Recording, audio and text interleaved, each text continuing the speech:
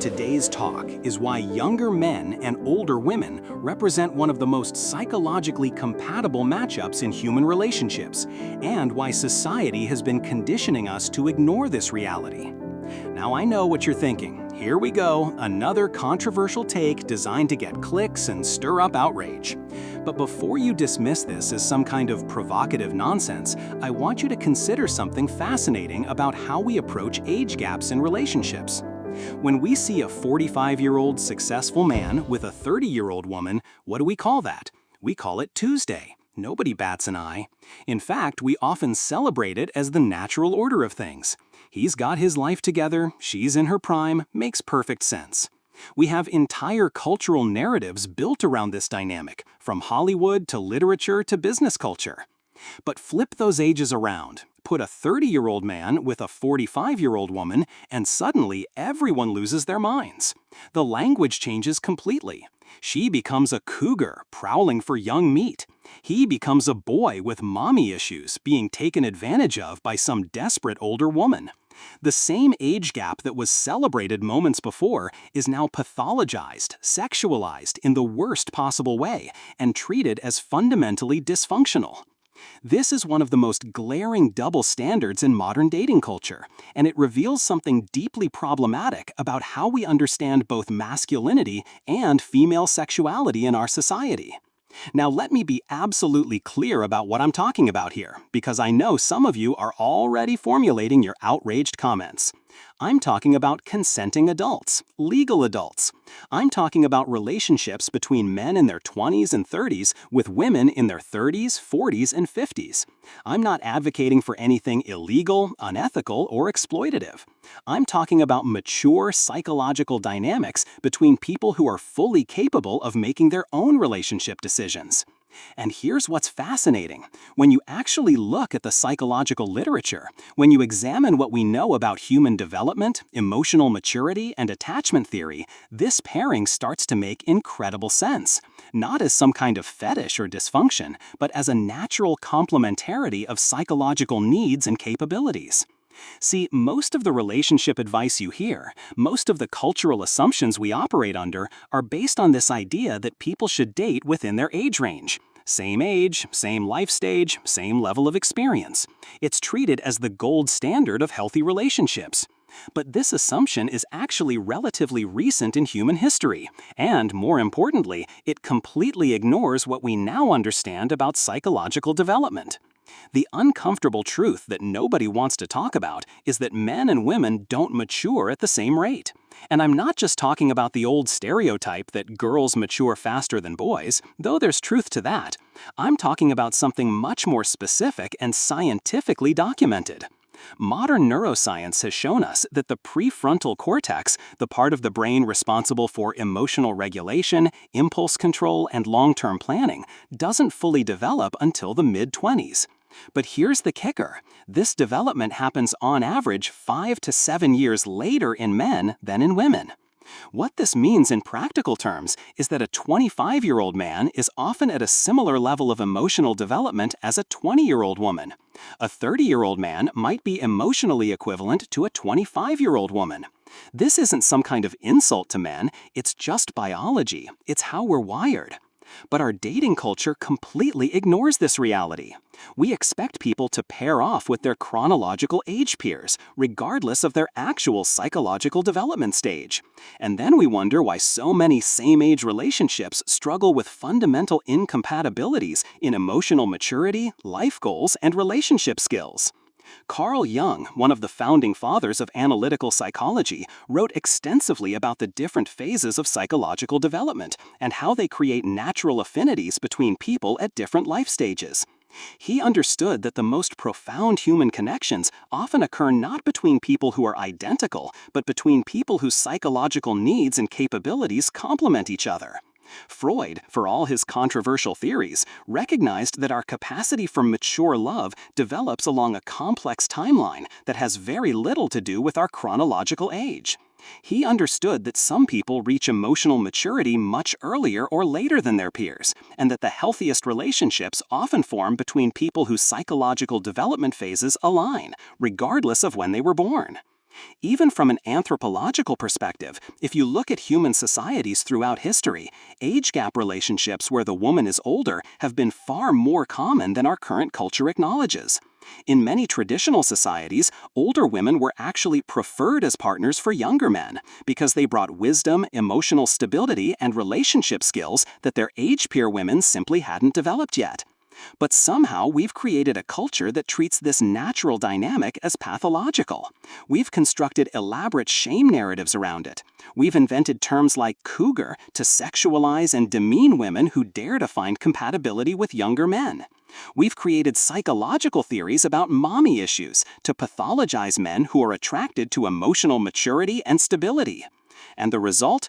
We've pushed people away from potentially incredible relationships.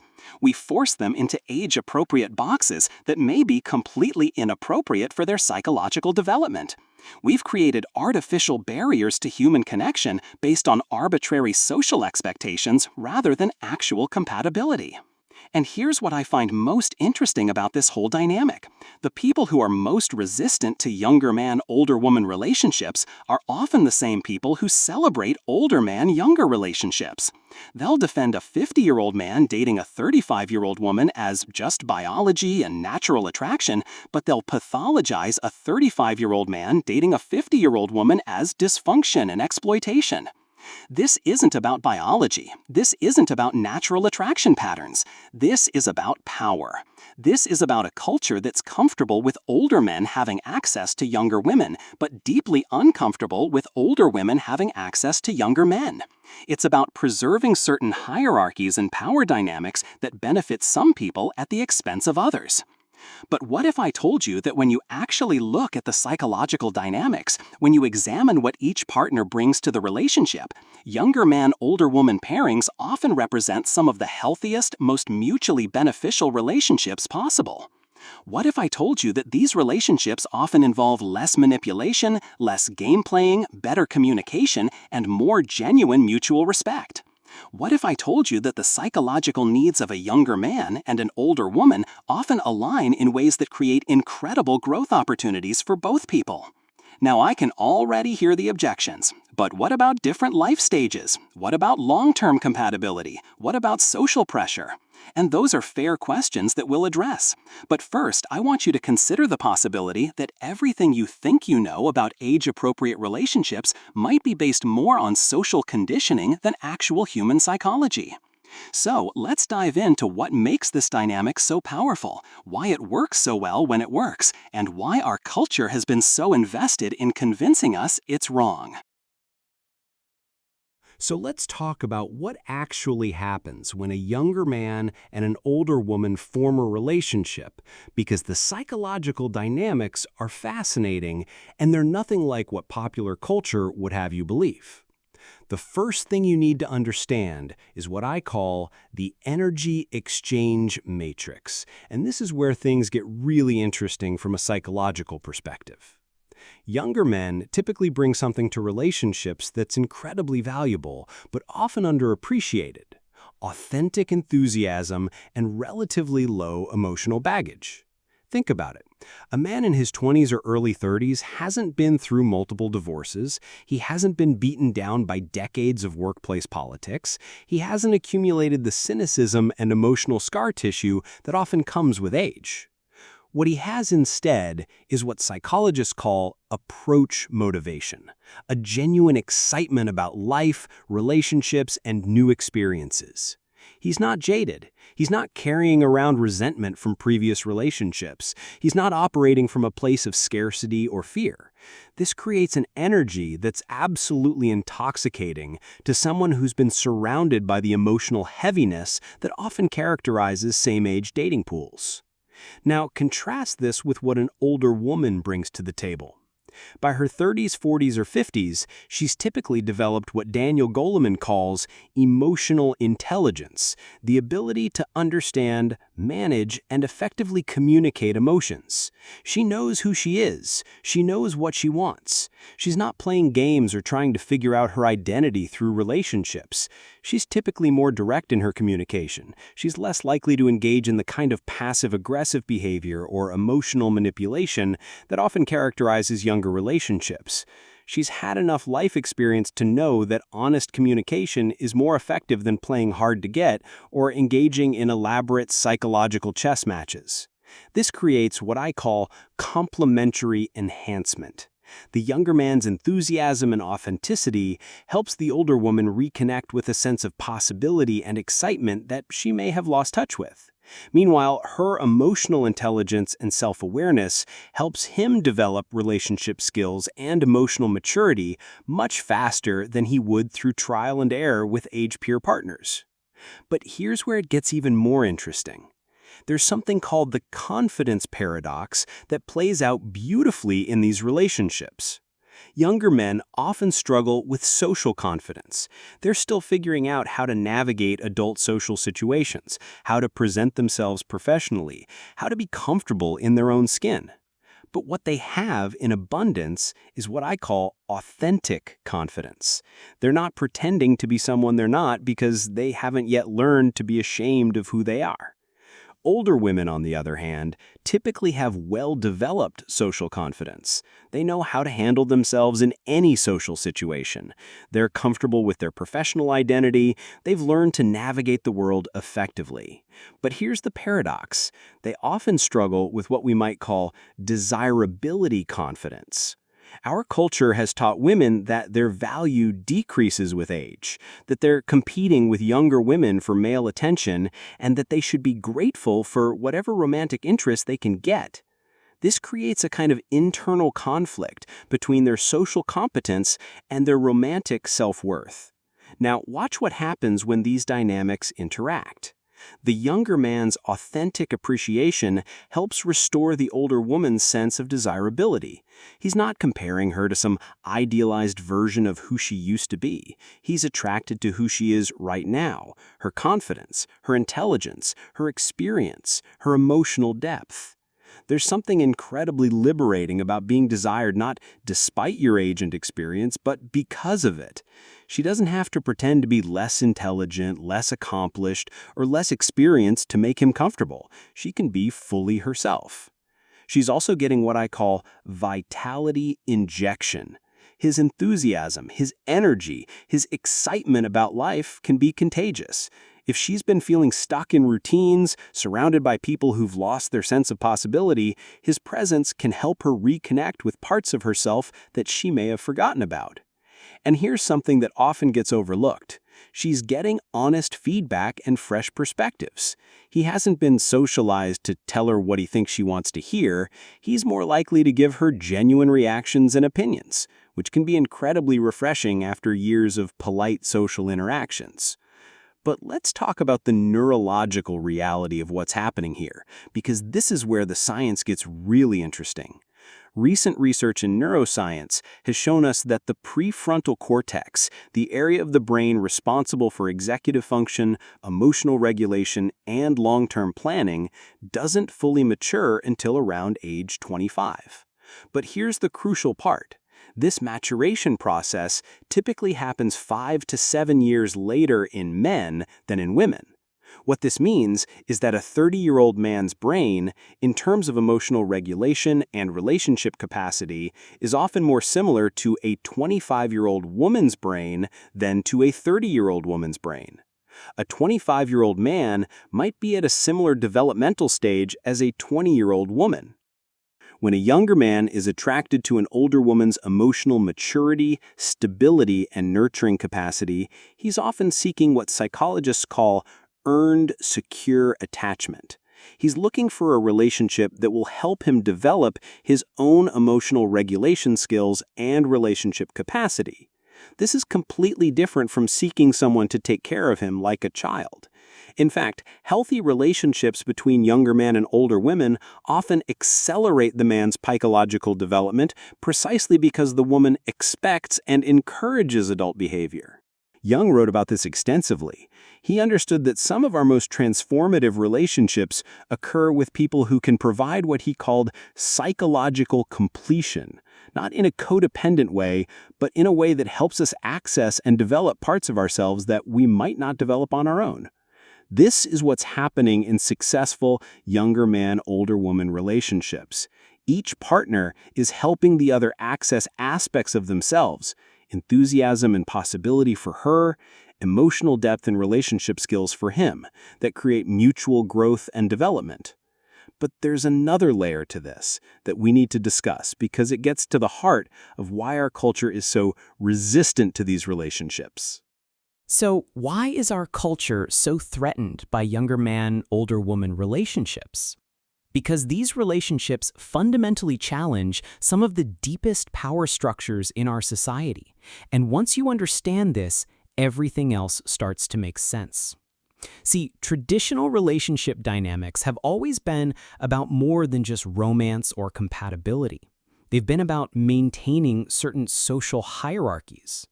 Older men with younger women isn't just accepted, it's celebrated because it reinforces the idea that men's value increases with age while women's value decreases. It supports the notion that men should be the leaders, the providers, the ones with more power and resources. But flip that dynamic and suddenly you're threatening some very fundamental assumptions. An older woman with a younger man suggests that women can be the more experienced, more resourceful, more emotionally intelligent partner. It implies that a woman's value might actually increase with age, that her experience, wisdom, and emotional development might make her more attractive, not less. This terrifies a culture that has invested centuries in convincing women that their primary value lies in their youth and fertility. It challenges the idea that men should always be the dominant partner. It suggests that power dynamics in relationships might be far more fluid than we've been taught to believe. Dr. Helen Fisher, one of the world's leading anthropologists studying human mating behavior, has found that societies that discourage older woman-younger man relationships are typically the same societies that have the most rigid gender hierarchies and the most restrictive attitudes toward female sexuality and autonomy. In other words, the resistance to these relationships isn't really about the relationships themselves. It's about maintaining a social order that benefits certain groups at the expense of others. So, if the psychological compatibility is there, if the mutual benefits are clear, if both partners are happier and more fulfilled, what's actually stopping people from pursuing these connections? The answer is almost entirely social conditioning and fear of judgment. And this is where we need to talk about practical strategies for navigating these relationships in a culture that doesn't understand them. If you're getting value from this analysis, hit that subscribe button and help us reach more people who need to hear this perspective. Now, let me give you some practical guidance for making these relationships work. For younger men, your authenticity and enthusiasm are your greatest assets. Don't try to match her resources or status. That's not what she wants. Focus on emotional presence and genuine interest. Be direct about your intentions. Respect her experience without being intimidated by it. For older women, stop apologizing for your age and experience. They're assets, not flaws. Be direct about what you want. Don't mother him. Support his growth as an adult. There's a difference between nurturing and enabling. For both partners, ignore labels and judgment.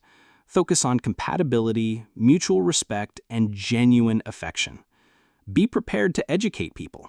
Most of the negative reactions you'll get come from ignorance rather than malice. When someone makes an inappropriate comment about your relationship, you can choose to see it as an opportunity to expand their understanding rather than a personal attack. And remember that the best response to criticism is a healthy, happy relationship. When people see how well you work together, how much you support each other's growth, and how genuinely happy you are, most of their objections will fade away. Leave a comment below sharing your thoughts on this. I read every single one, and your perspectives help shape future content. So let me leave you with this challenge.